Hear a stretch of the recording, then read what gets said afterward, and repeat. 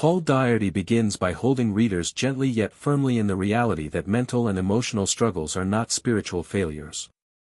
Anchored in his own journey through anxiety and depression, he confesses how even the most faithful can feel crippled by invisible burdens, urging the church to stop hiding behind platitudes and to face these battles with courage. He takes us into the dark, disorienting places of his mind, where worthlessness, self-doubt, and insecurity shadow every thought, and he does this not to provoke pity, but to say, "You are not alone, and these shadows can be pierced by light." Through these pages, hope becomes tangible, a living pulse behind the brokenness. Daugherty delves into the pitfalls of superficial spiritual advice. He dismantles the notion that one can simply pray away trauma or shame. Instead, he invites the reader into a deeper healing process, one that integrates honest introspection, scriptural truth, and practical steps toward freedom. We are then walked through a landscape of mental challenges that many face: depression's weight, anxiety's sting, insecurity's gnawing voice, mood swings' unpredictability, and trauma's lingering wounds. He doesn't pathologize these struggles, but names them, normalizes them, and gently invites a fresh perspective, one rooted in truth, not shame.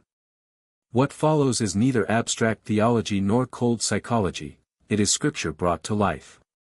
The Bible becomes a terrain where our wounds are met, where our story can be reframed, and where we discover that God's narrative of healing is both real and accessible.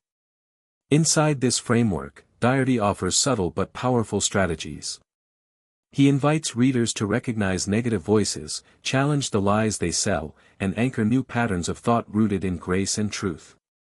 It is less about willpower and more about renewing the mind, cultivating spiritual rhythms that reshape how we perceive ourselves and our circumstances.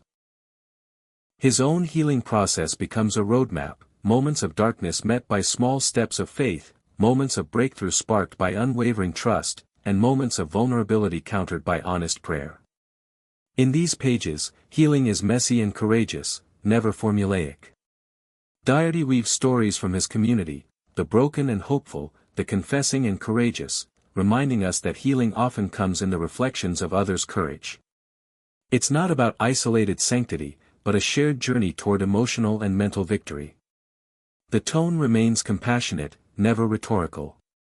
When he talks about mood swings or trauma scars, it's out of empathy, not sensationalism. He builds a safe space where one can nod and say, "I've been there," or, "That's exactly how it feels." By the midpoint, the narrative turns toward practical action.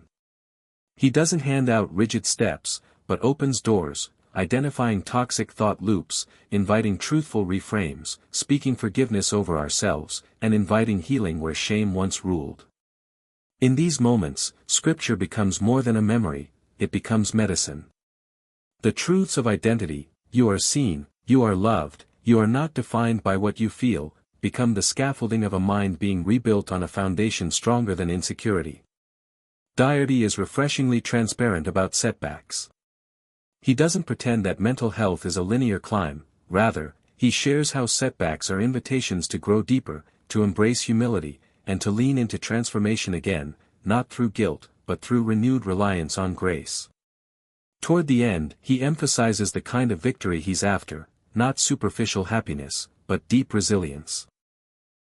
He wants readers to walk away knowing that mental and emotional health is not an outcome of perfection, but the outgrowth of rootedness in truth and steadiness in love. The closing passages are both tender and bold. Daugherty encourages continued transformation, not for an image of an unbroken spirit, but for a life lived in freedom, where prayer, community, scripture, and honest self-care converge to sustain hope. His final words are confirmation: mental and emotional health are not beyond reach. Readers are invited to step into a new story, one where the mind is no longer a battleground of fear and shame, but a garden of truth, reflection, and victory.